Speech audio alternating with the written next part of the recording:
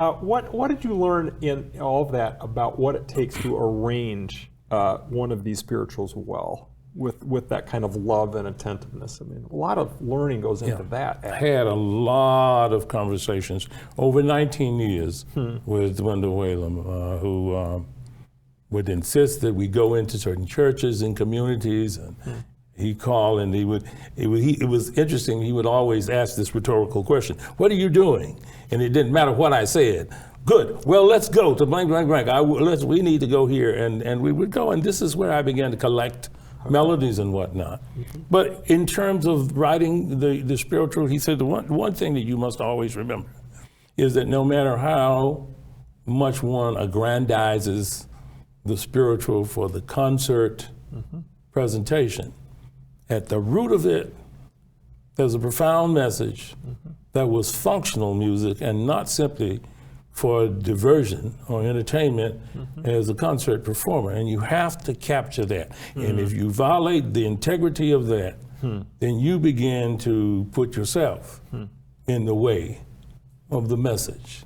And so I've always been sensitive to that. So a lot of the arrangements that I've done, I've tried to stick as close as I can.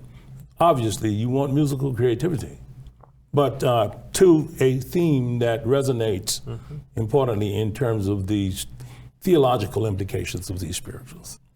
And what have you learned about inviting students, especially, into the depth of these texts? Sure. And what advice would you have for other conductors, musicians, pastoral leaders about really digging deep into that meaning that you described so beautifully? Sure. I think it's important, and I have mentored many students, several who are really very prominent now themselves.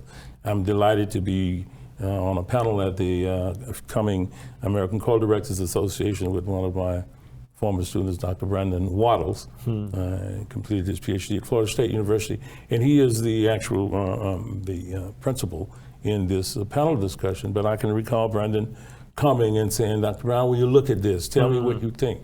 And there are a number of things that I could say on that. First, and it begins with the text, you have to make sure that you're setting them in such a way that you bring significance to the important words that cause the text to come to life.